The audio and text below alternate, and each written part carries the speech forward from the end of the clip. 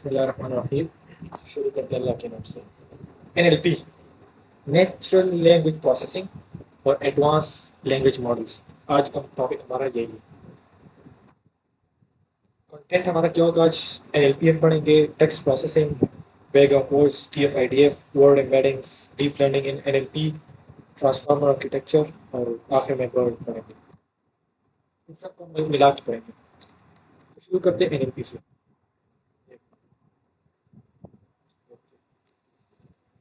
Basically आप लोगों को अगर पता हो तो ऑब्वियसली सबको पता है, हम बात करते हैं एक दूसरे के साथ तो लैंग्वेज के जरिए। तो हम एक दूसरे के साथ इंटरेक्शन करते हैं लैंग्वेज लैंग्वेज यूज़ करते हैं। कोई उर्दू बोलता है, कोई पंजाबी बोलता है, पश्तो बोलता है, सराइकी बोलता है, फ्रेंच, इंग्लिश, अरेबिक, जो भी हो, मतलब एक मीन ऑफ कम्युनिकेशन है। लैंग्वेज का एक मीन ऑफ कम्युनिकेशन है। तो इस तरह हम कंप्यूटर्स जो आपस में हम कंप्यूटर्स के साथ हम जब इंटरेक्शन करते हैं, तो जो हाई लेवल हमारा मीन ऑफ कम्युनिकेशन है वो हमारा लैंग्वेज है, नेचुरल लैंग्वेज। और उसके कुछ कंसेप्ट हैं। सिंटैक्स है हमारा कि हम जो लिखते रूल्स रेगुलेशंस जो होते हैं ना, उसको फॉलो करके हम लिखेंगे। दूसरा सेमेंटिक है। सेमेंटिक मतलब उसकी मीनिंग, जो वर्ड्स हम लिखते हैं उसकी मीनिंग उसमें पता हो हमें, और किस कंटेक्स्ट में हम बात करें वो हमें पता हो। सही है। लाइक इसका मतलब ये हो गया कि मैं बोल दूं कि मैं तुझे मार दूंगा, इन केस ये। तो ये एक हम बोल सकते हैं मजाक में भी, हम हंस के बोल रहे हैं। एक हम बोलते हैं गुस्से में, और एक हम बोलते हैं सीरियसली। तो ये किस कॉन्टेक्स्ट में हम बोल रहे हैं इसका पता होना, इमोशंस वगैरह का पता होना, ये सारे इस नेचुरल लैंग्वेज में इंक्लूड होते हैं। सही है। आगे जाते हैं हम। ये तो हमारा हो गया सिमेंटिक, यही है ना, कॉन्टेक्स्ट अच्छा। सबसे पहले बारी आती है प्रोसेसिंग, प्री प्रोसेसिंग की। मैंने स्टार्ट में आप लोग को एक बात बताई थी। अभी तक डीप लर्निंग में हमने जो किया है ना, उसमें सबसे पहले हमने इमेज प्रोसेसिंग कर ली थी सीएनएन में, कि किस तरह कन्वोल्यूशन लेयर काम करता है, पूलिंग लेयर काम करता है, और आखिर में तो जो डेंस नेटवर्क होता है उसमें क्या होता है, हमारा इमेज प्री प्रोसेसिंग होती है। इमेज को किस तरह साफ करते हैं हम, फिल्टरिंग जो हम करते थे, और फिर उसके बाद हमने एक्टिवेशन फंक्शन भी यूज़ किया था। या पूलिंग लेयर में हमने पूल को छोटा किया था, वो सारा था। उसके बाद दूसरी बार दिन हमने जब प्रोजेक्ट किया था, तो उसमें हमने साउंड प्री प्रोसेसिंग किया हुआ था, कि साउंड में हम किस तरह प्री प्रोसेसिंग करते हैं। तो जो दो डेटा टाइप्स होते हैं, एक हमारे पास जो इमेज वाला था, ऑडियो वीडियो टाइप और इमेज, उसकी प्री प्रोसेसिंग आपको पता चल गया कि किस तरह होती है।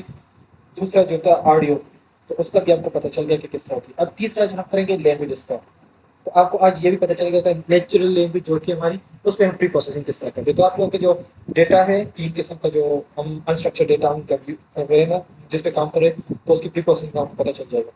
सबसे पहले प्री प्रोसेसिंग हम क्या करते हैं, हमारे पास एक मिसाल के तौर पर डेटा को ट्रेन करने के लिए बहुत बड़ा मजमुआ होगा सेंटेंसेस का, पैराग्राफ्स हो सकते हैं, कुछ भी हो सकते हैं, लेकिन बहुत ज़्यादा बल्क अमाउंट में डेटा होगा हमारे पास। सबसे पहले हम उसके टोकन्स बनाएंगे। टोकन्स क्या होते हैं? छोटे छोटे टुकड़े। अब वो टुकड़े क्या होंगे? वो एक एक सेंटेंस भी हो सकता है, वो एक एक वर्ड भी हो सकता है, वो डिपेंड करता है। तो हम सबसे पहले क्या करेंगे, उस सारों को ब्रेक करके छोटे छोटे टुकड़े बनाएंगे, टोकनाइजेशन, ताकि हमें समझ, ताकि उससे समझने में आसानी हो जाए। आप इस कोड को देंगे from NLTK dot tokenise. NLTK क्या है आपको बाद में पता चल जाएगा, आगे हम पढ़ेंगे इसको। इम्पोर्ट क्या? Word tokenise. टेक्स्ट क्या है हमारा? NLP is fascinating. और हमने टोकन्स में क्या स्टोर करना है, इस टेक्स्ट के टोकन्स को हमने टोकन में स्टोर कर लेना है। हमारे पास आउटपुट क्या आएगा? NLP अलग हो जाएगा, इस अलग हो जाएगा, फैसिनेटिंग अलग हो जाएगा। सही हो गया। और ये साइन ऑफ एक्सक्लेमेटरी जो है ना, वो अलग हो जाएगा। तो आपके पास ये वर्ड सारे अलग हो गए ना, तो आपके पास टोकन बन गए।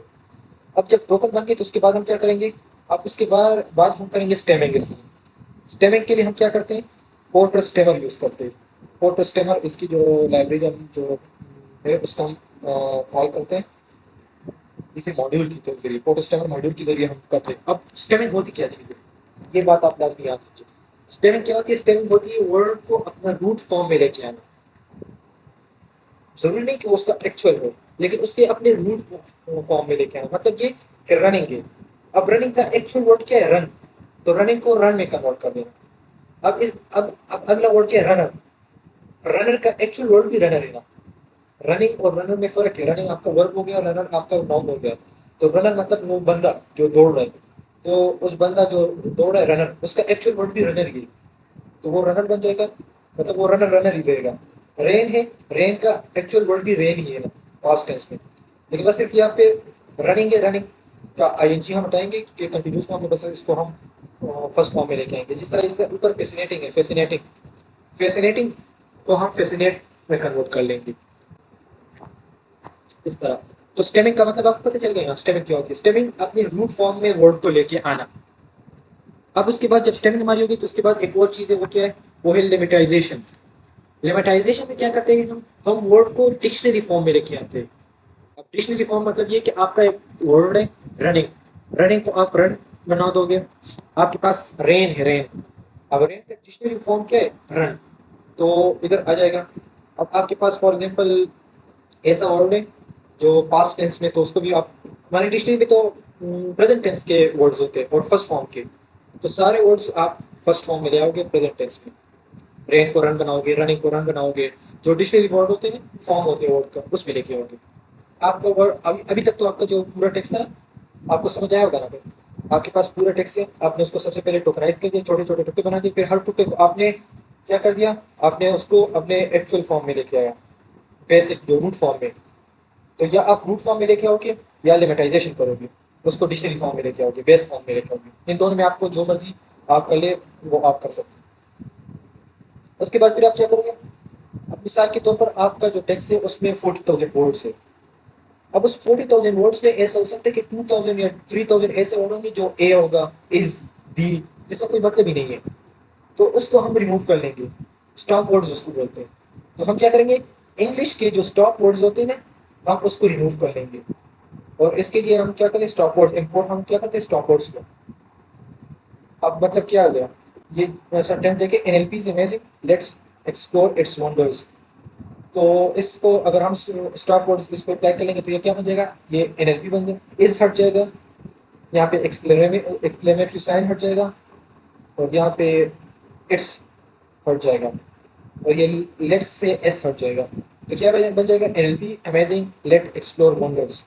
तो ये इस तरह बन जाएगा। स्टॉप वर्ड्स हमने हटा दिए, ये हम टेक्स्ट को क्लीन करते हैं, तभी हम काम कर रहे हैं। सही हो गया। अब यह आप लोग को ये नजर आ रहा है, स्टेमिंग, लिमिटाइजेशन, एक टोटल स्टेमर पे काम कर रहे हैं और एक वर्ड नेट लिमिटाइजेशन और लिमिटाइजर काम कर रहे हैं। दोनों में फर्क मैंने आप लोगों को बता दिया कि दोनों में फर्क क्या है। देखिए, स्टेमिंग में क्या होता है, स्टेमिंग में अपने एक्चुअल फॉर्म में आता है, रूट फॉर्म में। लिमिटाइजेशन में क्या होता है, जो डिक्शनरी फॉर्म होता है उसमें आता है। सही हो गया। अब आगे जाते हैं। अब हम जो एनएलपी है उसके उससे हम कौन कौन से काम करवा सकते हैं, तो उससे हम एक पीओएस, पीओएस मतलब ये कि अब हमारा अगला काम क्या होगा, हम इसको ट्रेन करेंगे किस चीज़ पे, हमारा जो मॉडल होगा कि ये पार्ट्स ऑफ स्पीच को आइडेंटिफाई कर सके कि ये कौन सा पार्ट्स ऑफ स्पीच है। क्योंकि ऐसा हो सकता है कि एक वर्ड बहुत सारे कॉन्टेक्स्ट में यूज हो सकता है, तो उसके लिए हम क्या करेंगे, पीओएस, पीओएस टैग्स और पीओएस टैग्स। इसको हम पीओएस टैग्स जो लाइब्रेरी है, मॉड्यूल है, उसके जरिए हम ये जो वर्ड, जो सेंटेंस होगा या जो वर्ड होगा उसका जो पार्ट ऑफ स्पीच होगा उसको आइडेंटिफाई कर सकते हैं। जिस तरह देखिए आप, ये एनएलटी के helps in natural language processing, तो एनएलटी के नाउन, हेल्प्स वर्ब हो गया, इन आ गया, सर नेचुरल आ गया, लैंग्वेज आ गया नाउन, प्रोसेसिंग भी आ गया नाउन। तो ये हम आपका जो वर्ड्स है ना, जो पार्ट ऑफ स्पीच है वो आइडेंटिफाई करता है पीओएस के थ्रू। एनईआर में क्या करते हैं हम, इसमें हम नेमिंग एंटिटी रिकॉग्निशन करते हैं। नेम्ड एंटिटी रिकॉग्निशन मतलब ये कि आपका सेंटेंस है, फॉर एग्जांपल लाइक हम बोल सकते हैं कि Allama Iqbal is our national poet, तो इसमें नेम कौन कौन से, इसको आइडेंटिफाई करने के लिए हम एनईआर यूज करते हैं। अब वो नेम जरूरी नहीं कि इंसान का हो, वो नेम इंसान का भी हो सकता है, वो आपके किसी पेट का भी हो सकता है, वो लोकेशन का भी हो सकता है, वो ऑर्गेनाइजेशन का भी हो सकता है, वो इंस्टीट्यूट का, मतलब किसी चीज़ का भी हो सकता है, आपका निकनेम भी हो सकता है। तो उसको, उसकी आइडेंटिफिकेशन के लिए हम एन ई आर यूज़ करते हैं। एन ई, देखें, फ्रॉम एन एल टी के इम्पोर्ट क्या, एन ई चंक। तो Barack Obama was born in Hawaii, तो बाराक ओबामा यहाँ से आइडेंटिफाई हो जाएगा और हवाई यहाँ से आइडेंटिफाई हो जाएगा कि ये दोनों क्या है, ये दोनों नेम्स है यहाँ पे। समझ आ गई है यहाँ तक आप लोग को? अच्छा जी, अब आगे जाते हैं। एनएलटी के मैं आप लोग को तब से हम कह रहे थे एनएलटी के क्या, ये एक लाइब्रेरी है जो नेचुरल लैंग्वेज प्रोसेसिंग पे काम करता है। उसके जितने भी काम होते हैं, ज़्यादातर मैक्सिमम 80-90% काम वो एनएलटी के लाइब्रेरी के थ्रू होते हैं। ये एक पूरा टूल किट है उसका। लाइक टेक्स्ट प्रोसेसिंग हो गया, टेक्स्ट क्लासिफिकेशन हो गया, और भी बहुत सारे काम है नेचुरल लैंग्वेज के, वो एनएलटी के लाइब्रेरी के थ्रू होते हैं। आप अगर ऊपर देखें from NLTK import pos tag, from NLTK import NE chunk, यहाँ पे देखें from NLTK dot stem import WordNet lemmatizer, from NLTK dot tokenize, from NLTK dot, मतलब ये कि कितने हम भी काम कर रहे थे तो एनएलटी के थ्रू हम कर रहे थे। नेचुरल लैंग्वेज टूल किट इसको कहते हैं, नेचुरल लैंग्वेज टूल किट। अच्छा जी, अब प्री प्रोसेसिंग हमारी हो गई, हमने उसको साफ कर दिया। हमारा टेक्स्ट जो है ना वो उस फॉर्म में आ गया कि जिस फॉर्म में हम उसको आइडेंटिफाई कर सकते हैं, मशीन उसके साथ अब कह सकती है। उस फॉर्म में हमारा टेक्स्ट आ गया, क्योंकि उसको हमने टुकड़ों में कन्वर्ट कर दिया, और उससे हमने जो उसको हमने अपने ओरिजिनल फॉर्म में लेके आ गए, रूट फॉर्म में या डिक्शनरी फॉर्म में। फिर उससे हमने जो स्टॉपिंग वर्ड्स थे, स्टॉप वर्ड्स थे इंग्लिश के, उसको भी हटा दिया हमने। और उसके बाद उसके ऊपर हमने वो फंक्शन अप्लाई कर दिया कि आइडेंटिफिकेशन कर लें, नेमिंग की भी और पार्ट ऑफ स्पीच की। अब बारी आती है रिप्रेजेंटेशन की। एनएलपी में जो सबसे क्रूशियल स्टेप होता है ना, वो टेक्स्ट रिप्रेजेंटेशन, ताकि उसको हम रॉ, मतलब एक ऐसे फॉर्मेट में ले आए रॉ फॉर्म से कि मशीन लर्निंग मॉडल उसको डील कर सके।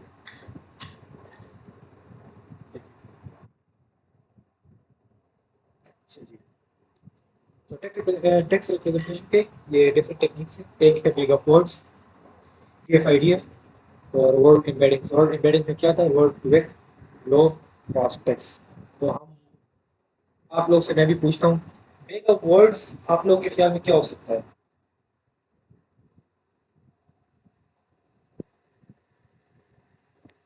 कमेंट में बता दें, मैसेज में। हाँ जी, ग्रुप ऑफ वर्ड्स हो सकता है, सही हो गया। हेलो अहमद भाई, वेलकम टू आज वाला लेक्चर, कलेक्शन ऑफ वर्ड्स, बिल्कुल एग्जैक्टली सही बात है। तो ये वेग ऑफ वर्ड्स आपके पास एक मजमूआ होता है वर्ड्स का, जो आप स्टोर करते हैं, जिसके ऊपर आपने प्रोसेसिंग करनी है। अब क्या होगा, हम आगे जाते हैं। अब एक आपके पास मिसाल के तौर पर एक थैला है, और वो आपके सारे वर्ड्स को आइडेंटिफाई कर रहा है, स्टोर कर, सॉरी आइडेंटिफाई स्टोर कर रहा है। अब उसमें उसको ये नहीं पता कि इसमें एक दूसरे के साथ रिलेशन क्या है, कौन उसमें ग्रामेटिकली मिस्टेक्स है या नहीं है, उसमें ये पार्ट ऑफ स्पीचेस का क्या है, वर्ड ऑर्डर क्या है, और वो मतलब ये कि उनका जो सारा ये जो क्या आइडेंटिफिकेशन से कहते हैं प्रॉपर्टीज, तो उस प्रॉपर्टीज का उससे पता नहीं होता, लेकिन बस एक बेल होता है, थ्योरम होता है, उसमें बस उसने मजमू बना रखा होता है वर्ड्स। अब आप लोग के पास मिसाल के तौर पर ये दो सेंटेंसेस हैं, the cat sat on the mat, the dog sat on the log. Log लकड़ी के कुत्ते को बोलते हैं। तो आपके पास सारे वर्ड्स बस यही है। वैसे तो होते ये ट्रिलियंस या बिलियंस में होते हैं, लेकिन अभी आप लोग के एग्जाम्पल के समझाने के लिए मेरे पास आप हमारे पास ये सारे वर्ड्स होंगे। सही हो गया। तो अब हम सबसे पहले क्या करेंगे, इसको स्टोर करने के लिए टोकनाइज करेंगे। उसके बाद फिर वोकेबलरी में यूनिक वर्ड्स को क्रिएट करेंगे। यूनिक वर्ड्स मतलब ये कि जो सारे वर्ड्स हैं ना, उसको एक एक दफ़ा लिखेंगे। धीरे की चार दफ़ा है, लेकिन हम इसको एक दफ़ा लिखेंगे। केट एक दफ़ा है बस लिखेंगे, सेट दो दफ़ा आया है, एक दफ़ा लिखेंगे, ऑन एक दफ़ा, मतलब सारे वर्ड्स को ये देखिए, यहाँ पे आप लोग को नजर आ रहा होगा ये फीचर्स नेम है। तो हमारे पास ये सारे वर्ड्स एक दफ़ा आ गए। तो ये हमने यूनिक वर्डिंग के, उसके बाद क्या करेंगे हम, उसकी अक्यूरेसी को काउंट करेंगे कि एक एक वर्ड कितनी कितनी दफ़ा आया हुआ है। तो यहाँ पे देखिए एक सेंटेंस में, ये हमारे पास पहला वाला सेंटेंस है मिसाल के तौर पर, ये देखिए। अब हम काउंट करेंगे कि इसमें दी कितनी दफ़ा आया है, तो दी इसमें दो दफ़ा आया है। तो देखिए आप यहाँ पे फीचर्स नेम में देखिए, cat log log mat on set the, सारे वर्ड्स हमारे पास यही है। अब इसकी रिप्रेजेंटेशन को देखिए, अब करेंगे हम मालूम करना चाहते हैं, तो देखिए केट, केट पहले वाले सेंटेंस में कितनी दफ़ा आया हुआ है, एक दफ़ा, तो हमने वन लिख दिया। डॉग पहले वाले सेंटेंस में कितनी दफ़ा आया हुआ है, जीरो, तो हमने जीरो लिख दिया। ये हमने नहीं लिखा, ये वो हमारा जो कोड है वो खुद ये रन कर देता है। लॉग पहले सेंटेंस में नहीं है तो जीरो।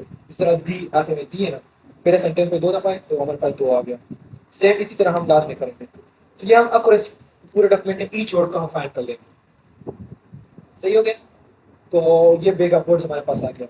हमने बेग ऑफ वर्ड्स प्रेजेंटेशन हमारी इस फॉर्म में होती है कि एक एक वर्ड एक एक डॉक्यूमेंट में कितनी कितनी दफा आया हुआ है। ये हमारे पास बेग ऑफ वर्ड होगा। इसका कोड क्या है? वेक्टराइजर काउंट वेक्टराइजर वेक्टराइजेशन फॉर्म में चला जाएगा। Executive vectorizer dot fit transform documents. तो ये जो होता है ये बेग ऑफ वर्ड्स मॉडल को बनाने के लिए हम यूज करते हैं। तो आज मुझे नींद आ रही है, पता नहीं क्यों बार बार। अच्छा, यहाँ तक समझ आ गई आप लोगों ने वेगा कोड्स वैसे असल में होती क्या चीज़ है? समझ आ गई? आगे TF-IDF इसको जरा समझे। TF-IDF सबसे पहले TF में आता है। TF मतलब टर्म फ्रीक्वेंसी। नाम से जाहिर है कि एक टर्म कितनी दफा आया हुआ है डॉक्यूमेंट में। अब इसका मतलब ये कि पूरे डॉक्यूमेंट में वर्ड्स कितने और उसमें जो खास वर्ड है वो कितनी दफा आया हुआ है, तो वो उसको उसके ऊपर डिवाइड कर लो। मिसाल के तौर पर सेट हमारा आ गया यहाँ पे। तो पूरे पहले सेंटेंस में या पहले डॉक्यूमेंट में कितने पूरे वर्ड्स है? 1 2 3 4 5 6 वर्ड्स है। इसमें सेट कितनी दफा आया हुआ है? वन वन टाइम्स आया हुआ है। तो हम क्या करेंगे? 1/6। तो जो आंसर हमारे पास आ जाएगा वो हमारा टर्म फ्रीक्वेंसी होगा। किस चीज का टर्म फ्रीक्वेंसी? सेट का। इस तरह हम डी को फाइंड कर लेंगे, केट का, ऑन का, डी का, मेट का, सबके टर्म फ्रीक्वेंसी हम फाइंड कर लेंगे। समझ आ गई इस बात की टर्म फ्रीक्वेंसी क्या होती है? एक टर्म एक डॉक्यूमेंट में कितनी दफा आया हुआ है और उस डॉक्यूमेंट के में मौजूद टोटल वर्ड्स कितने। तो एक दूसरे के ऊपर डिवाइड कर लो। उसके बाद आईडीएफ का फॉर्मूला यहाँ से देख लो। आईडीएफ लॉग ऑफ क्या? Number of document present in a corpus. पूरे कॉर्पस में कितने डॉक्यूमेंट्स मौजूद है? Number of documents where the word X has appeared. और कितने डॉक्यूमेंट्स में ये वर्ड एक्स एक्स मतलब जो भी वर्ड हो वो आया हुआ है। तो मतलब ये कि हमारे पास सेट है ना, हम फाइंड कर ले आईडीएफ इसका। तो टोटल दो डॉक्यूमेंट्स हैं, टू कर लेंगे और ये दोनों डॉक्यूमेंट में आया हुआ है। 2 डिवाइड बाई 2 आ जाएगा 1। तो लॉग ऑफ 1 आएगा यहाँ से। यहाँ पे देखिए आप लोग आईडीएफ क्या करते हैं। अच्छा, टीएफ तो टर्म फ्रीक्वेंसी मालूम करता है कि पूरे डॉक्यूमेंट में स्पेसिफिक टर्म जो है ना उसकी फ्रीक्वेंसी क्या है। आईडीएफ क्या करता है? आईडीएफ उसकी इंपॉर्टेंस मालूम करता है उस डॉक्यूमेंट की। सही है कि ये वर्ड कितना इंपॉर्टेंट है। मतलब किस तरह? जो वर्ड ज्यादा आया होगा पूरे डॉक्यूमेंट्स में तो उसकी इंपॉर्टेंस ऑब्वियस बात है सबसे ज्यादा होगी। यहाँ पे देखें आप लोग लॉग्स, ये 0 आया हुआ है। ओह सॉरी यार, सॉरी बार बार जमाइए लोग। ओके, आप यहाँ पे देखिए स्कोप को देखिए, यहाँ से आप लोग को समझ आएगी। The cat sat on the mat, the dog sat on the log. ये हमारे पास दो सेंटेंसेस है। वेक्टराइजर हमने TF-IDF मालूम करना है इसका। तो हम सबसे पहले केट का मालूम करना चाहते हैं। तो केट के जो है ना सारे दोनों में डॉक्यूमेंट्स के दोनों डॉक्यूमेंट्स कितने डॉक्यूमेंट टोटल कितने? 2 है। तो 2 आ जाएगा नीचे इस फॉर्मूले में। Number of documents present in corpus में यहाँ पे 2 आ जाएगा। अब नीचे हम क्या लिखेंगे कि ये एक्स कितने डॉक्यूमेंट्स में आया हुआ है। तो हम केट मालूम करना चाहते हैं। तो केट इन दोनों में एक में आया हुआ है। तो 2/1, 2/1 से जो आ जाए उसका लॉग लेंगे, बस उसका वो आईडीएफ हो जाएगा। फिर उसको हम टीएफ के साथ मल्टीप्लाई कर लेंगे तो जो हमारे पास आ जाए तो वो टीएफ आईडीएफ ऊपर सॉल्व करें। सही होगा? ये देखिए आप केट का जो हमारे पास TF आईडीएफ आया 0.04, ये सारे हमारे पास आया हुआ है। सही हो गया? कौन सा? ये तो 0 तो पहला वाला ये वाला था और 1 ये वाला इंडेक्स रेशियो का था। तो ये हमारे पास आ गया। अब इसको हम इंटरप्रेट किस तरह करेंगे? इससे हम मतलब हमें यहाँ से मिल क्या आ रहा है? अब ये 0.4 मतलब ये कि पहले वाले सेंटेंस में ये इंपॉर्टेंट है, 0.4 आया हुआ है। और पहले वाले सेंटेंस में लॉग इंपॉर्टेंट नहीं है क्योंकि वो 0 आया हुआ है। पहले वाले सेंटेंस में लॉग इंपॉर्टेंट नहीं है, वो 0 आया हुआ है। और वो हम जब यहाँ पे देखें तो यहाँ पे डॉग और लॉग दोनों नहीं आए हुए पहले वाले सेंटेंस में। यहाँ पे सबसे ज्यादा क्या आया हुआ है? टी डी डी आया हुआ है। तो यहाँ पे डी दे क्या? 0.6340 आया हुआ है। तो ये सबसे ज्यादा इसकी वो आएगी प्रोबेबिलिटी या परसेंटेज हम इसको बोल सकते हैं। तो मतलब ये कि जब ये सबसे ज्यादा आया हुआ है तो मतलब पहले वाले सेंटेंस में सबसे इंपॉर्टेंट डी, उसके बाद मेट के। सही है ना? अब दूसरे की बारी है तो दूसरे वाले सेंटेंस में तो यहाँ से हमें इंपॉर्टेंस पता चल जाएगा कि जो स्पेसिफिक टर्म है वो डॉक्यूमेंट में कितने इंपॉर्टेंट है। TF-IDF की समझ आई ना? अब बारी है यहाँ पे वर्ड एम्बेडिंग की। वर्ड एम्बेडिंग हम क्या करते हैं? बस वही कल वाली बात है, वेक्टर फॉर्म में हम उसको स्टोर कर लेते हैं और सिमेंटिकली जो सिमिलर वर्ड्स होते हैं ना उसको एक दूसरे के करीब लेके आते हैं। यहाँ देखें, मैन और वुमेन करीब हो गए, king queen, walking walk, swimming swim, Turkey Ankara, Canada, और ये रशिया मॉस्को। तो जो ज़्यादा करीब हो वो, जो जितने क्लोज होंगे एक दूसरे के, सेमेंटिक जितने करीब होंगे वो एक दूसरे के इतने करीब हो जाएगा। सही हो गया। तो वर्ड एम्बेडिंग में बस वही होती है, यही काम होता है कि वेक्टर फॉर्म में उसको हम कन्वर्ट कर लेते हैं, और जो सेमेंटिकली एक दूसरे के करीब हो, क्लोज और सिमिलर हो, तो हम वो एक दूसरे के और करीब हो जाते हैं वेक्टर फॉर्म में।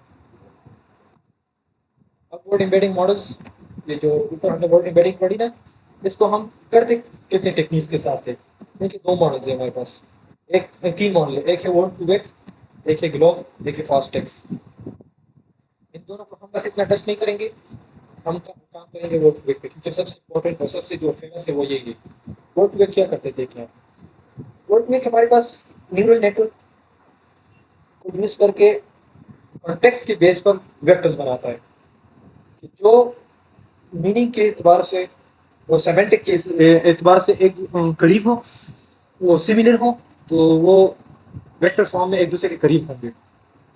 और इसको हम दो तरीकों से कर सकते हैं, इसमें दो हम टेक्निक यूज कर सकते हैं, एक स्किप ग्राम और एक कंटिन्यूस बैग ऑफ वर्ड्स। ये दो तरीके या टेक्निक्स हम इसको बोल सकते हैं। अब ये इंपॉर्टेंट है, इसको आप देख लीजिए।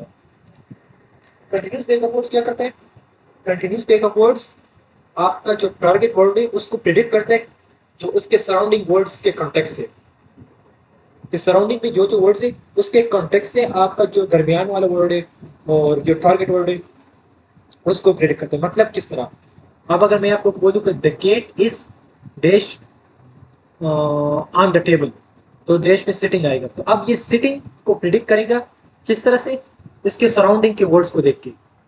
अब यहाँ पे द केट इज को वो देखेगा, और सिटिंग को छोड़ के आगे जो है ना ऑन द टेबल, तो उसको देखेगा, तो उससे कॉन्टेक्स्ट के हिसाब से मतलब उसको देख के वो प्रिडिक्ट करेगा कि इसके दरमियान वाले वर्ड में क्या आता है। तो ये देखिए सी कंटिन्यूस बैग ऑफ वर्ड्स में क्या करते हैं, कि आपके सराउंडिंग जो वर्ड्स है उसको लेके उसको मतलब ये कि प्रोसेसिंग करके आपका जो टारगेट वर्ड है उसको प्रिडिक्ट करता है। और स्किप ग्राम में क्या करता है, स्किप ग्राम में आपके जो टारगेट वर्ड है ना उससे आपका कॉन्टेक्स्ट फाइंड करते हैं। अभी एग्जाम्पल के थ्रू आपको समझ आएगा, एग्जाम्पल हम आगे करते हैं। यहाँ पे देखिए ये कोड है इसका, यहाँ पे एग्जाम्पल से आप लोग को समझ आ जाएगी। ये देखिए, the cat sat on the bed, the dog sat on the log, ये दो सेंटेंसेस आप, यहाँ पे हम कंटिन्यूस बैक वर्ड फाइंड करना चाहते हैं केट का।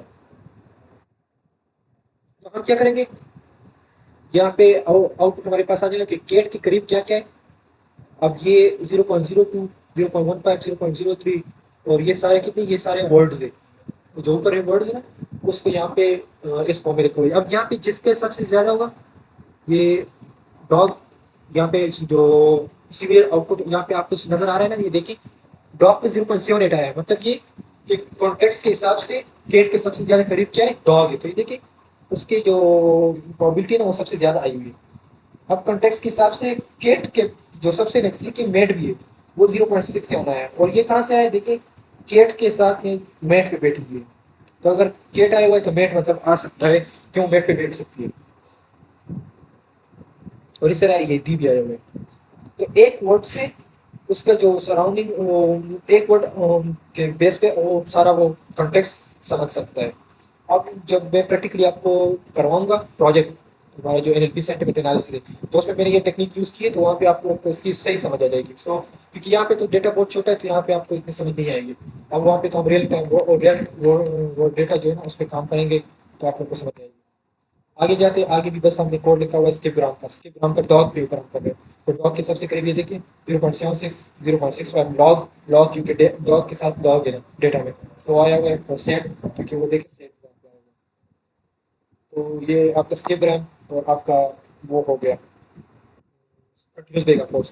दोनों में बस जो आप ये चीज़ याद रखिए कि कंटिन्यूस बैक अप्रोच क्या कहते हैं, predicts the target word from the context surrounding words. ये देखिए सराउंडिंग वर्ड से टारगेट वर्ड को प्रिडिक्ट करता है। और स्किप ग्राम क्या करता है, predict context words from the target word से कॉन्टेक्स्ट वर्ड वो मालूम करता है, फाइंड करता है। ग्राफ और फास्ट टेक्स्ट से तो ये क्या करता है, ये ग्राफ हमारे पास अनसुपरवाइज्ड लर्निंग के ऊपर काम करता है, और ये डिस्ट्रीब्यूशनल हाइपोथेसिस पे, कि मतलब ये कि जो सिमिलर कॉन्टेक्स्ट में वर्ड्स यूज हुए ना तो उसका मतलब भी सेम हो सकता है।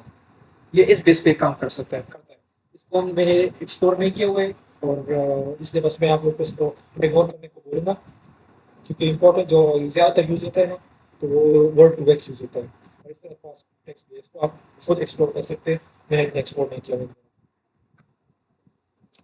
आप 3 टेक्निक्स जो हमने पढ़े, उनका कंपैरेटिवली हम एनालिसिस करते हैं कंप्यूटेशनल एफिशिएंसी में, कि कंप्यूटेशनल एफिशिएंसी इन तीनों में किसकी ज़्यादा अच्छी है। Vega Ports क्या known for its simplicity and efficiency, ideal for quick processing in smaller data set. TF-IDF more demanding than Vega Ports due to weight calculation but balanced in complexity. Word to Vec highly computational, involve deep learning but offer rich context-sensitive analysis. इस तरह semantic में छोटे context के लिए वेगा port से ये आप लोग खुद रीड कर सकते हैं। एप्लीकेशन प्रणाली भी आप लोग ये देखें कहाँ पे कौन सा यूज़ हो सकता है। मेन चीज़ आप लोग को कंसेप्ट देने का कंसेप्ट क्या है, बाकी रीडिंग वगैरह ये आप लोग खुद भी कर सकते हैं, खुद एक्सप्लोर कर सकते हैं। अब बारी आती है एडवांस लैंग्वेज मॉडल की।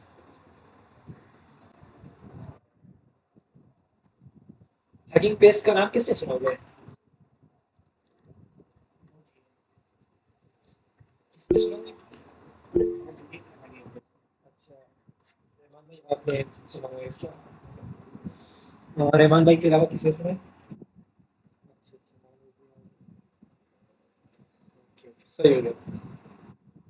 तो हगिंग फेस के एक ओपन सोर्स प्लेटफॉर्म है जो हमें टूल्स लाइब्रेरीज वगैरह एनएलपी के लिए प्रोवाइड करता है।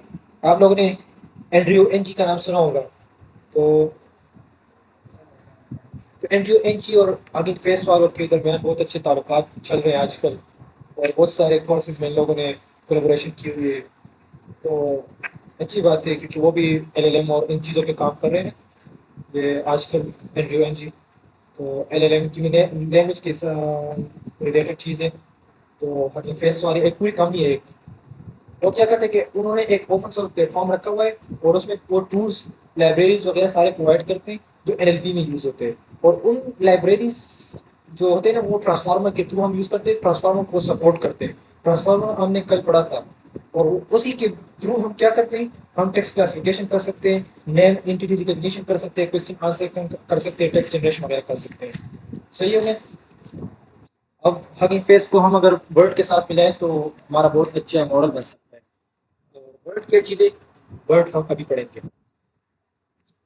वर्ड आते हैं, वर्ड हमारा जो बाई डायरेक्शनल है आर्किटेक्चर, जो बाई डायरेक्शनल एनकोडर जो है होते हैं ना ट्रांसफार्मर का, जो ट्रांसफार्मर के थ्रू हम उसको कर सकते हैं। यार मुझे क्या हो गया, नींद आ रही है। अच्छा अच्छा अच्छा, word is by directional encoder representation from transformer. By directional का मतलब क्या होता है, मैं बिल्कुल बेसिक से जा रहा हूँ। बाई डायरेक्शनल मतलब ये होता है कि एक साइड से भी और दूसरे साइड से दोनों तरफ से वो काम कर सकता है। बाई डायरेक्शनल दोनों तरफ पे। तो अब इसका मतलब ये कि वर्ड क्या काम करता है, इसमें आप लोगों ने अगर एक चीज यहाँ पे देखी होगी, ट्रांसफॉर्मर्स। ट्रांसफॉर्मर्स कल हमने डिस्कस किया हुआ था कि ये इसका जो बैक बोन है वो क्या है ट्रांसफॉर्मर्स का, वो है अटेंशन। और अटेंशन किस तरह काम करता है, अटेंशन पूरे सेंटेंस को एक ही टाइम पे रीड करता है, और जो उससे लगता है कि सबसे ज्यादा इम्पोर्टेंट चीज है वो उसको डोमिनेट कर लेता है, उस पर फोकस करता है, और ट्रांसफॉर्मर उसी को लेके उसके ऊपर प्रोसेसिंग और काम कर लेता है। सही है। तो वर्ड क्या कहते हैं, वर्ड जो आपका एक वर्ड है उसको दोनों डायरेक्शन में उसको एक ही टाइम पे वो रीड कर सकते हैं। मिसाल के तौर पे मैं आपको बता रहा हूँ कि the cat is sitting under the table, ये आ गया ना, और सिटिंग यहाँ पे मिसिंग है। तो सिटिंग आपका फिल इन द बैंक से, तो यहाँ से वो राइट साइड और लेफ्ट साइड दोनों एक ही टाइम पे वो रीड कर सकता है ये कॉन्टेक्स्ट को। बर्ड जो मॉडल होता है ना वो, या आप ये भी कह सकते हैं कि बर्ड जो मॉडल होता है ना वो आपका पूरा सेंटेंस एक ही टाइम पे रीड कर सकता है।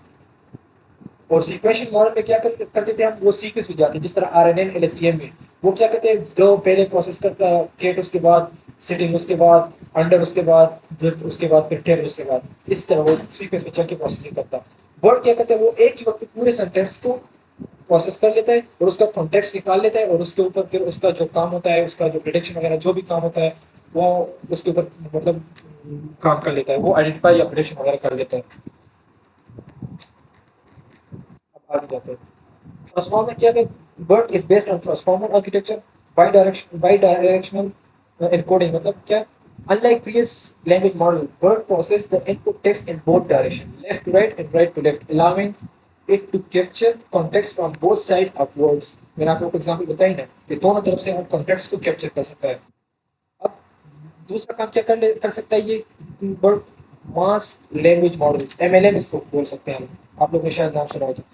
इसमें ये क्या करता है कि ये जानबूझ के सेंटेंस में कुछ वर्ड्स को मास्क कर लेता है, उसको छुपा देता है और फिर उसको प्रिडिक्ट करता है। उसकी प्रिडिक्शन सही हो गई तो बस ठीक हो गया, फिर भी दूसरे वर्ड्स को मास्क कर लेता है। अगर गलत हो गई तो या खुद को इम्प्रूव कर लेता है, फिर दोबारा वर्क कर लेता है। इससे उसकी क्या होती है, जो उसकी प्रिडिक्शन होती है और कॉन्टेक्स्ट को कैप्चर करना या उसके ऊपर प्रोसेसिंग करना, ये उससे उसके साथ इम्प्रूव होता है। समझ आ गई ना? अब ये आगे एग्जाम्पल में आप लोगों को और भी समझ आएगी। मास्क करते हैं मतलब छुपा देता है उसको, कुछ वर्ड्स को, स्पेसिफिक वर्ड्स को जानबूझ के। अच्छा, ये दूसरा और क्या काम कर सकता है? ये काम कर सकता है एनएसपी, नेक्स्ट सेंटेंस प्रेडिक्शन, कि अब इस सेंटेंस के बाद कौन सा सेंटेंस आ सकता है। आगे जाते हैं BCA by directional contextual analysis, इसका मतलब क्या है?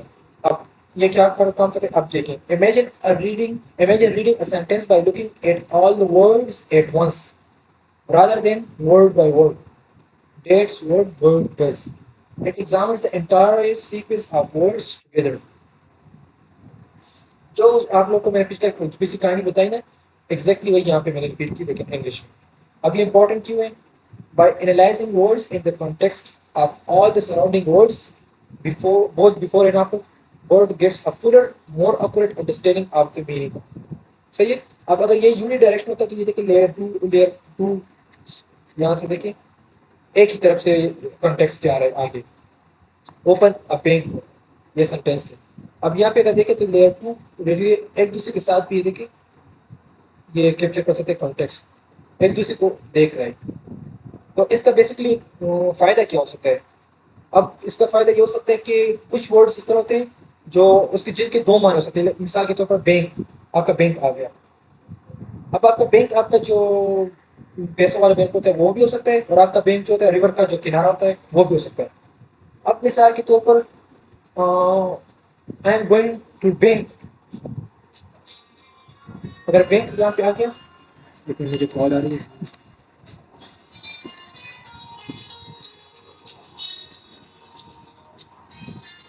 अच्छा, आपके पास बैंक हो गया ना, एक होता है आपका जो बैंक वाला हो गया और एक आपका हो गया वो रिवर वाला हो गया। तो आपके पास सेंटेंस आ गया कि I am going to bank, और उसके आगे भी सेंटेंस मैंने बताई नहीं है। तो अभी ये सेंटेंस कंफ्यूज होगा कि कौन से वाले बैंक की बात कर रहा है, क्योंकि उससे आगे वाले जो सेंटेंस का अगला हिस्सा है वो इसे पता नहीं है। तो इसकी प्रिडिक्शन फिर अब यहाँ पे गलत हो सकती है कि ये कौन से वाले बैंक की बात कर रहे हैं। लेकिन अगर मैं बोल दूँ कि I am going to bank of the river, तो यहाँ पे अगर ये पूरा सेंटेंस अगर मैं बोल दूँ और मैं बोल दूँ कि इस बैंक का मतलब क्या है, और मैं ये बर्ड को ये क्वेश्चन दे दूँ, तो डायरेक्टली बोल देगा कि ये रिवर वाला बैंक की बात कर रहे हैं आप। लेकिन अगर मैं ये सेंटेंस दे दूँ और मतलब ये अगला हिस्सा मैंने अभी तक नहीं दिया हुआ है, या यहाँ पे मैंने अगर फिल इन द ब्लैंक्स लगा दिया, इस तरह कुछ कर दिया, तो बाकी जो सीक्वेंस वाले मॉडल्स होते हैं तो वो प्रिडिक्ट नहीं कर पाएंगे, क्योंकि उसको फुल कॉन्टेक्स्ट अभी पता नहीं है कि आगे वाले हिस्से में क्या हो रहा है। खैर ये आप लोग और भी क्लियर हो जाएंगे आगे एग्जाम्पल में। मैं कोशिश करूँ कि अभी सीख लें। मास्क में क्या करते हैं हम, बस डायरेक्ट आप यहाँ पे देखें, the cat sat on the. अब यहाँ पे मेड आता है लेकिन हमने उसको मास्क किया हुआ है। अब बर्ड क्या करेगा, direct bird will predict the mask word by looking at the surrounding context. अभी जिस तरह मैंने बात की वो बैंक बैंक वाली, तो वो उसे तब पता चलेगा जब उसको कॉन्टेक्स्ट पता हो। तो वर्ड ये करता है कि इस कॉन्टेक्स्ट को देखता है कि सेंटेंस किस हवाले से बात करें, सेंटेंस में हम किस हवाले से बात कर रहे हैं। तो जब उसे पता चल जाएगा तो वो मेड प्रेडिक्ट कर सकता है। वो मेड के अलावा चेंज भी कर सकता है। ये डिपेंड करता है उसके डेटा पे कि कौन सा डेटा हमने उसको दिया हुआ है। इनपुट एज इनपुट, सही हो गया। तो इस प्रिडिक्शन से क्या होता है, मास्टरी उसका इम्प्रूव होता है। फिर इन द ब्लैंक्स अगर हम कल को दे दें तो उससे वो इम्प्रूव कर सकता है। आगे जाते हैं एनएसपी पे। Next sentence prediction. अब देखिए, I love playing basketball, the weather is nice today, but has to decide if the second sentence logically follows the first one. Word ये काम हमारे लिए कर सकता है कि वो देखते हैं कि दो सेंटेंसेस का कंटेक्स्ट को देख के वो बता सकते हैं कि ये दोनों एक दूसरे के साथ जुड़े हुए हैं या नहीं, या जो इसके बाद जो दूसरा सेंटेंस है वो पहले वाले के साथ लॉजिकली जुड़ा हुआ है या नहीं जुड़ा हुआ है, उसके कॉन्टेक्स्ट को निकाल के। सही है। तो ये हम कन्वर्सेशन में हम यूज़ कर सकते हैं। कन्वर्सेशन जब हम करते हैं ना, आप जो मॉडल अगर बनाना चाहते हैं कोई लैंग्वेज का, जो चैटबॉट आप बनाना चाहते हैं और आप उसमें वर्ड यूज़ करना चाहते हैं और वो आप बनाना चाहते हैं बस एक कन्वर्सेशन के लिए, तो आप उससे एक क्वेश्चन कर लें और वो आपको आंसर दे दे, और आप उसको दोबारा क्वेश्चन कर ले उस पहले वाले क्वेश्चन से रिलेटेड, तो उसे पता किस तरह चलेगा कि ये उससे रिलेटेड है या नहीं है। वो उस हिस्ट्री और उसका कॉन्टेक्स्ट निकालेगा और अभी वाले क्वेश्चन जो अभी आपने क्वेरी किए ना उसका कॉन्टेक्स्ट निकालेगा। दोनों के कॉन्टेक्स्ट को निकाल के वो देखेगा कि इन दोनों के दरमियान कोई लॉजिक बन रही है या नहीं बन रही। अगर बन रही है तो बोलेगा कि अच्छा ये पहले वाले क्वेश्चन से रिलेटेड है, अगर नहीं बन रही तो बोलेगा कि अच्छा इससे रिलेटेड नहीं है, तो उसको ये दूसरा अपना एक अलग सेंटेंस कंसिडर करके डील करेगा। तो ये वर्ड हमारी यही काम भी कर सकते हैं कि नेक्स्ट सेंटेंस प्रिडिक्शन करता है। आर्किटेक्चर का क्या होता है, यहाँ पे आप इनपुट आप देते हैं, अब वो इनपुट जो आप सेंटेंस देते हो तो वो न्यूमेरिकल में कन्वर्ट कर लेता है और पहले सबसे पहले उसको टोकन्स बना देता है। टोकन्स बना कर बताए टोकनाइजेशन कर लेता है, टोकनाइजेशन के बाद उसको फिर वो वेक्टर फॉर्म में लेके आ जाता है। अच्छा, टोकन CLS आपने ये देखा होगा, मैं आपको दिखाता हूँ, ये देखें CLS आपको नजर आ रहा होगा, ये क्लासिफिकेशन के लिए है। तो आपका जो पहला होगा ना वो क्लासिफिकेशन वाला होगा, यहाँ पे सबसे पहले टोकन क्लासिफिकेशन का होगा। अच्छा, दूसरे उसके बाद फिर टोकन एम्बेडिंग होगी, हमारे हमारे सारे वर्ड जो है उसकी एम्बेडिंग हो जाएगी, एक्चुअल वर्ड में आ जाएगी, या उसके जो स्टेमिंग और लिमिटाइजेशन वगैरह उसमें हो जाएगी। सही हो गया। अब यहाँ पे सेगमेंट एम्बेडिंग फिर उसके बाद होगी। सेगमेंट एम्बेडिंग में क्या होता है, वो सेंटेंसेस के दरमियान डिफरेंसेस मालूम करने के लिए हम यूज़ करते हैं कि इसमें दरमियान में डिफरेंस है या नहीं है। ये आर्किटेक्चर में बयान कर रहा हूँ वर्ड का। फिर उसके बाद किसकी बारी होती है, पोजीशन एम्बेडिंग। फिर वो कहते हैं कि ये फलाना वर्ड सेंटेंस में किस पोजीशन पर है, क्योंकि अगर पोजीशन आगे पीछे हो जाए ना तो फिर उसका मतलब पूरा चेंज हो सकता है, आप लोग को पता है ना। तो पहले तो उसको, अच्छा ये आप लोग देखिए यहाँ पे इमेजिन करें पूरा सेंटेंस, अभी मॉडल कौन दे रहे एक एक वर्ड, उसको सीक्वेंस नहीं पता, वो एक एक वर्ड को अंडरस्टैंड कर रहा है। उसको पता है कि अच्छा मुझे ये वर्ड मिले और ये वर्ड मिले के दरमियान कॉन्टेक्स्ट तो बनना है। लेकिन जब हम उसको सीक्वेंस में देंगे तब उसका एक्चुअल उसको पता चलेगा कि अच्छा सीक्वेंस चाहिए तो उसका एक्चुअल मीनिंग यही है। अब उसको पता चलेगा कि एक्चुअल उसका मीनिंग क्या है, क्योंकि उसको उससे पहले तो वो टोकनाइजेशन हमने की हुई है, टोकन्स बनाए हुए हैं। तो पोजीशन एम्बेडिंग में क्या करते हैं कि हम उसको पोजीशन बताते हैं कि ये कैट फलानी पोजीशन पे पड़ा हुआ है, थर्ड पोजीशन पे पड़ा हुआ है, डॉग सिक्स पोजीशन पे पड़ा हुआ है। तो वो जो मैंने आपको वेक्टर वो बताई थी ना बात, कल कल जो हमने बताई थी, तो जो पोजीशन एम्बेडिंग हुई थी हमारी, तो वो यहाँ पे काम आ रही है। और ट्रांसफॉर्म में हमने कल डिस्कस किया हुआ था, क्वेरी की और वैल्यू, तीन चीज़ें हमने कल डिस्कस की थी ना, तो वो यहाँ पे काम आ रही है। सही है। और फिर उसके बाद ट्रांसफार्मर इंक्लूड होता है, उसमें सेल्फ अटेंशन यूज़ होता है और न्यूरल नेटवर्क फीड पावर जो होता है वो यूज़ होता है, और यहाँ से वो सारा काम करते हैं। यहाँ पे देखिए CLS टोकन बन गया आपके, आगे चला गया, एम्बेडिंग हो गई, आगे चला गया, यहाँ पे वर्ड जो फीड पावर जो न्यूरल नेटवर्क की वो है, और आगे चला गया आपका आउटपुट यहाँ पे आ जाएगा। ये आर्किटेक्चर है। आगे जाते हैं, transformer encoder. Word bearing is made up of called transformer encoders. सही हो गया। वर्ड मैंने आप लोग को बताया ना कि एक ट्रांसफार्मर से बना हुआ है। ट्रांसफार्मर किस चीज़ से बना हुआ है, उसका जो बिल्डिंग ब्लॉक क्या है, अटेंशन। और सेल्फ अटेंशन क्या कर लेता है, सेल्फ अटेंशन क्या करता है, वो सेल्फ अटेंशन करता है कि जो इम्पोर्टेंट चीज़ हो उसको आइडेंटिफाई कर लेता है और उस पर फोकस कर लेता है पूरे सेंटेंस में। अभी आप एक एग्जाम्पल को देखिए, the blank is closed. Bert uses surrounding words to figure out whether the bank refers to river bank or a financial institute. तो अब ये द बैंक इज क्लोज, अब मैं अगर ये दे दूं सेंटेंस, तो सिर्फ यहाँ पे बैंक से तो दोनों मुराद ले सकते हैं, लेकिन जब तक उस पूरे सेंटेंस को वो पढ़ेगा नहीं, उसका कॉन्टेक्स्ट तो सही नहीं लेगा, तब तक हमें पता नहीं चलेगा कि बैंक की कौन सा बैंक है, क्योंकि बैंक दोनों हो सकते हैं। तो यहाँ पे हम सेल्फ अटेंशन, तो सेल्फ अटेंशन क्या कर देता है कि जो सबसे इम्पोर्टेंट पार्ट होता है ना पूरे सेंटेंस का, उस पर अटेंशन दे देते हैं, सारा अटेंशन उसका उसी पे होता है।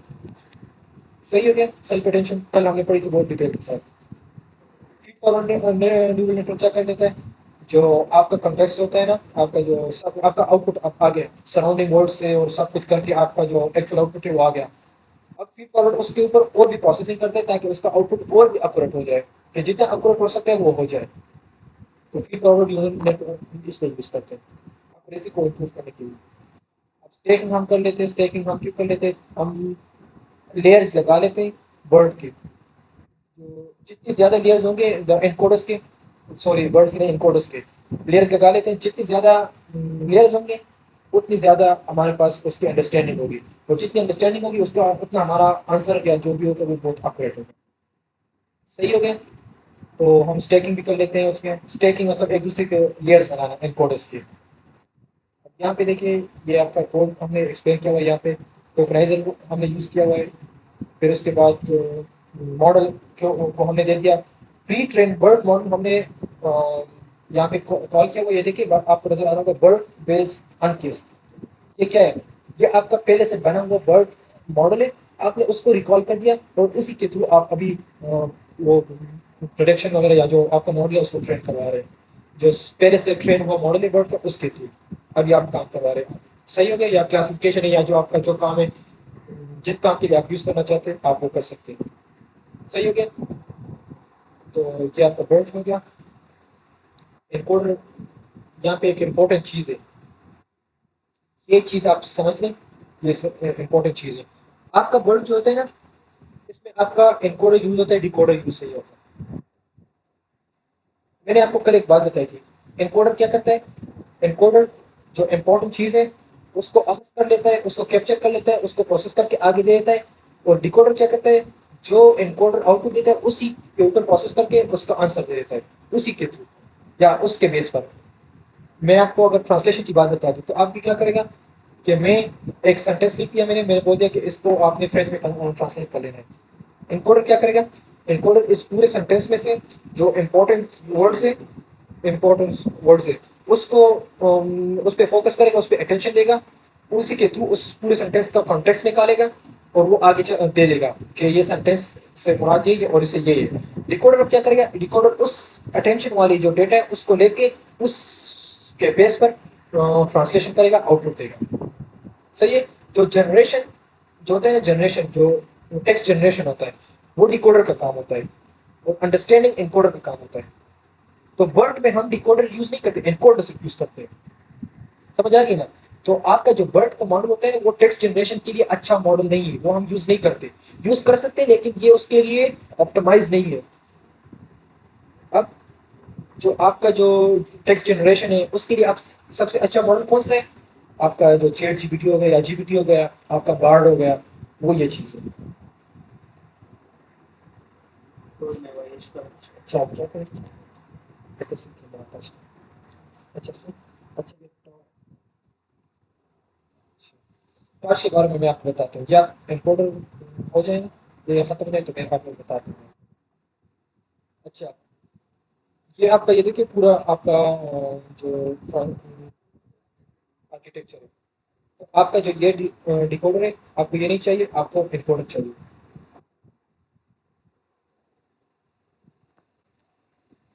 और यहाँ पे देखिए आपने इसको रीड किया होगा, कुछ ये तो नहीं गया ना? नहीं बस नहीं। अब यहाँ पे क्वेश्चन है आप लोगों से। क्वेश्चन ये है कि टेक्स्ट क्लासिफिकेशन बर्ड करता है वो तो हो गया, सेंटिमेंट एनालिसिस करता है उसके ऊपर। क्वेश्चन ये कि ये आपका बर्ड जब टेक्स्ट जनरेशन नहीं करता तो ये क्वेश्चन क्वेश्चन आंसरिंग कैसे करेगा, क्योंकि वो तो जनरेशन कर नहीं सकता टेक्स्ट का। ये क्वेश्चन है आपसे, आपका इसका आंसर मुझे कौन देगा?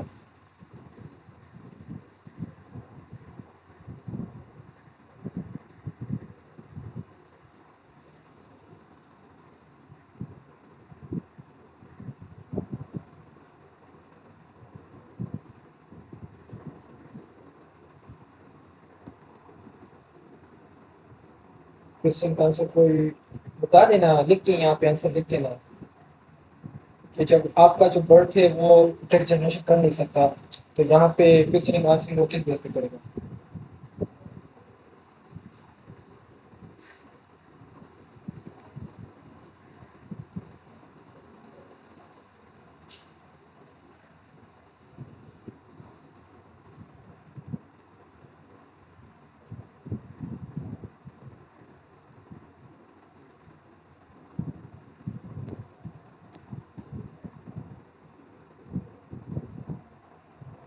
लिख के आंसर लिख के मैं वेट कर लूंगा।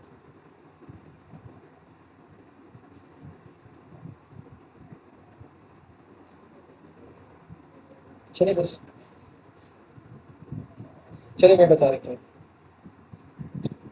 टेक्स्ट जनरेशन तो नहीं करता, तो बर्ड आंसर किस तरह करता है, बर्ड को जो आपने डेटा दिया होता है ना, वो उस डेटा में देख लेता है, उसको उसका आंसर अगर उधर से मिल जाता है, वो उधर से आंसर लेके आपको दे देता है, वो खुद से जनरेशन नहीं करता।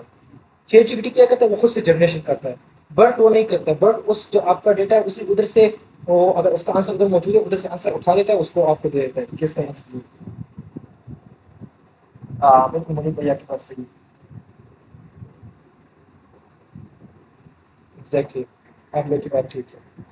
उसके बाद टेक्स्ट समराइजेशन हो गया, और नेम एंटिटी ये भी हमने आप लोगों को बता दिया, सही हो गया। और मॉडल जो है ना सेंटिमेंट एनालिसिस, मैं आप लोगों को सेंटिमेंट एनालिसिस जो है वो मैं दिखा देता हूँ थोड़ा सरसरी सा, तो आप लोग को अभी पता चल जाए कि काम किस तरह करता है, प्रोजेक्ट दिखाते हैं आपको।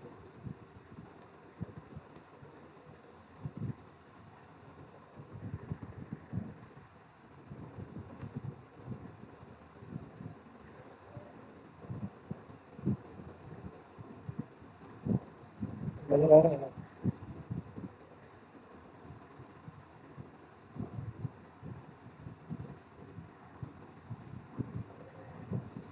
ओके, ये देखिए हमने बस ये सारे रेगुलर एक्सप्रेशन के लिए एनएलटी के हमने यहाँ पे बोला गया है, सारे हमने ये कर दिए।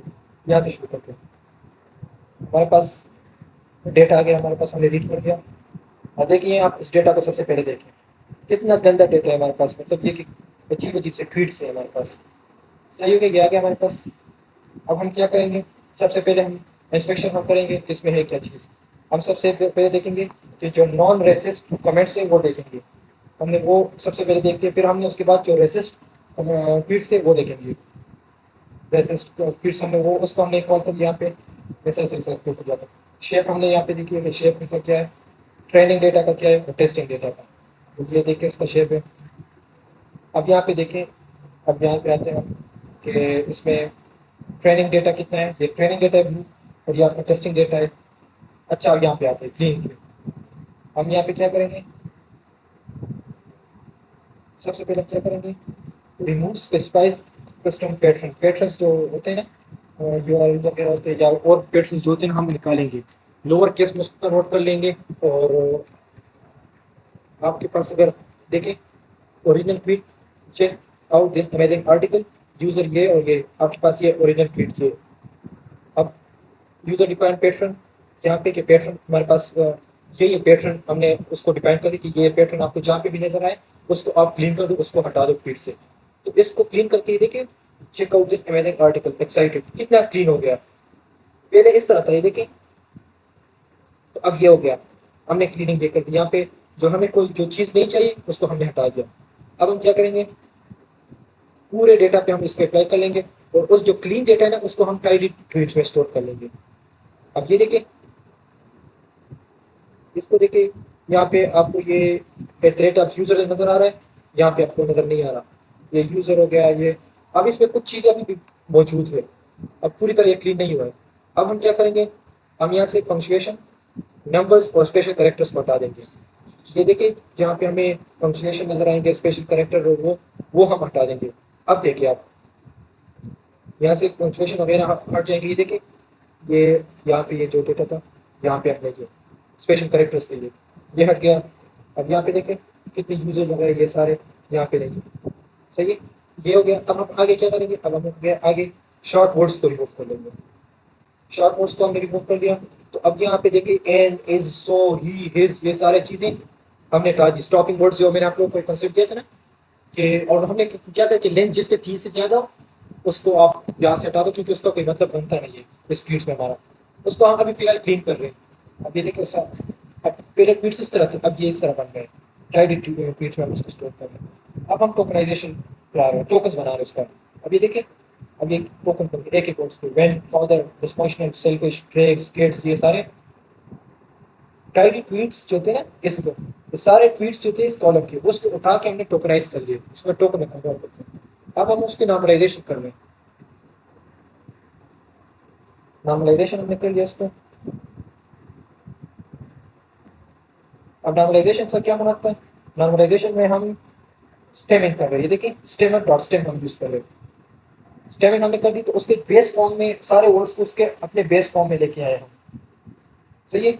अब मैं आपको यहाँ पे देखिए डिस्फंक्शन है और यहाँ पे डिस्काउंट आ गया।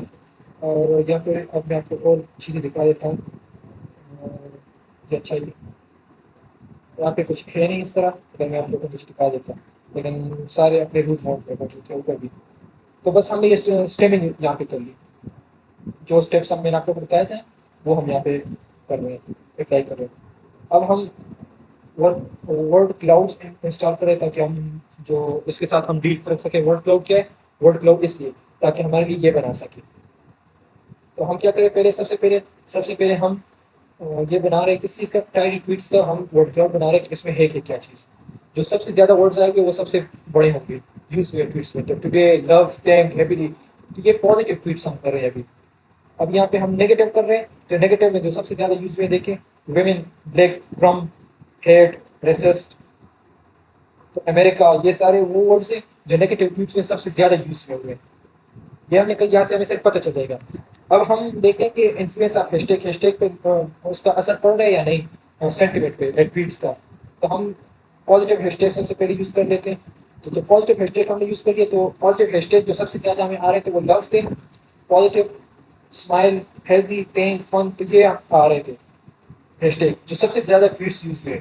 जो सबसे ज़्यादा पॉजिटिव यूज़ हुआ है लव। अब नेगेटिव में अगर हम बात कर ले तो नेगेटिव में सबसे ज़्यादा यूज़ हुआ है ट्रम्प। वही डोनाल्ड ट्रम्प यहाँ पे भी आ गया नेगेटिव में, अल्लाह माफ करे।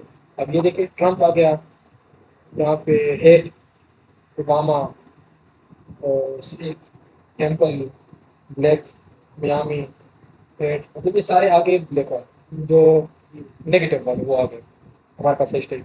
अब यहाँ पे हम bag of words feature apply करना चाहते हैं। बैग ऑफ वर्ड्स, अच्छा ये मैं आप लोग के साथ ये शेयर जब करूँगा ना तो इसमें हर चीज़ को मैंने एक्सप्लेन किया हुआ है।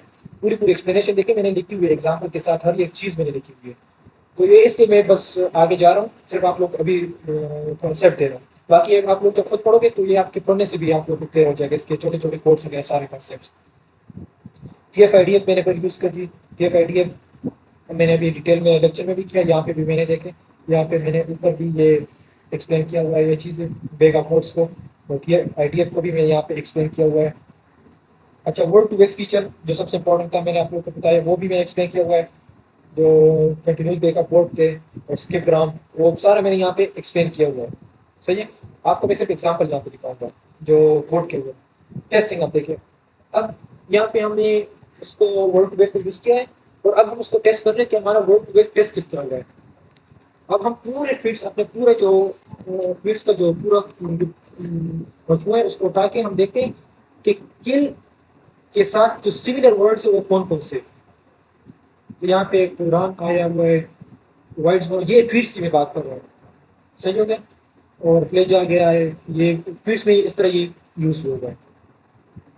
पाकिस्तान के साथ एनवेज, मुल्ला, कैपन, इन्वेजन। अच्छा ये जो आप लोगों को ये इनवाइस आ गया, ये इवेज आ गया, इवेजन है वैसे ये इसलिए आ रहा है क्योंकि हमने इसको स्टेमिंग वगैरह की हुई है ना, क्योंकि हमारा डेटा सही क्लीन हुआ नहीं। लेकिन ये आप परसेंटेज भी दे रहे हैं कि इतना परसेंट इसके साथ मैच हो रहा है, इतना परसेंट। ये देखिए 0.77 पाकिस्तान के साथ, 0.7756 मुल्ला मैच हो रहा है पाकिस्तान के साथ। इस तरह अगर हम इस्लाम कह रहे तो वहाब, ये वहाबी से मुराद है, रेडिकल, हनफी है, ये यूनिफी है, आपको दिखाओ क्रूसेड हो गया, एक्सट्रीमिस्ट हो गया। ये कोड्स जो कोड थे ना, जो कोड ट्वीट्स थे, तो ये उस ट्वीट्स के डेटा के बेस पर मैं आपको बता रहा हूँ। इस तरह हमें अमेरिका को मैंने देखा कि मोस्ट क्रिमिनल वोट कौन कौन सा पूरे डेटा में, तो वो हमें बता रहे हैं। यहाँ पे हो गया। अब मैंने उसको दो स्प्लिट कर दिया ट्रेन और टेस्ट डेटा में, और हमारे पास शेप आ गया इसका। फिर मैंने नैव वाइस एल्गोरिथम इसके ऊपर अप्लाई कर दिया। नैव वाइस एल्गोरिथम कैसे काम करता है, ये प्रोबेबिलिटी के बेस पर काम कर लेता है। और किस तरह काम करता है ये मैं आप लोग को कल टाइम अगर मिला तो बता दूंगा। अब ये एक्सप्लेन करना भी मुश्किल है थोड़ा, लेकिन खैर मैं कल आप लोग को थोड़ा थोड़ा वो भी आप लोग को मैं दे दूँगा इसका।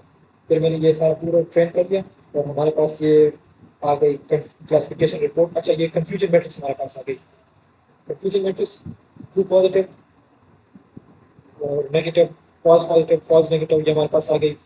प्रेसिशन इसकी 0.94 है, रिकॉल 1 रेफरेंस को 0.97, एक्यूरेसी 0.94 हमारे पास आ गई। और यहाँ पे हम फाइब्रोब्लास्ट रेडिएशन यूज़ कर रहे हैं, एक्यूरेसी के लिए हम यूज़ करते हैं वैसे, तो बस हमारे पास एक्यूरेसी 0.94 आ गई इसकी। ये हर चीज़ मैंने इसके ये एक्सप्लेन किया है कि हम ये क्यों करें, किस तरह करें, ये सारा कुछ। तो ये सारा आपका कोड था सेंटीमीटर एनालिसिस का। फिर हम इसको ट्रेन कर लेंगे, और ये ट्रेन हो गया हमारा मॉडल। अब हम इसको एक ट्वीट देंगे, बेसिकली काम करेगा क्या, हम इसको एक ट्वीट देंगे, रन करेंगे, ये हमें बताएगा कि हमारा ट्वीट पॉजिटिव है या नेगेटिव है, इसमें पॉजिटिव बात हुई या नेगेटिव बात हुई। सेंटिमेंट एनालिसिस इसे कहते हैं। सेंटिमेंट एनालिसिस किसको कहते हैं कि आपका सेंटिमेंट क्या है लैंग्वेज का। जब आप ट्वीट का करोगे तो ट्वीट को बताएगा, मूवीज का तो मूवीज के जो कमेंट्स होते हैं, रिव्यूज होते हैं, रिव्यूज उसका बताओगे तो आपको वो बताएगा कि ये मूवी का जो रिव्यू है पॉजिटिव है या इसका नेगेटिव है या इस तरह। तो ये सारा बताएगा। और ये आज का जो आपका लेक्चर था। और फिर अच्छा, एक बंदे ने जो क्वेश्चन किया था टॉर्च से, तो टॉर्च से मुराद पाई टॉर्च है। पाई टॉर्च आपको पता है कि क्यों यूज़ करते हैं, सही है। तो इस टॉर्च से मुराद हमारा पाई टॉर्च होता है।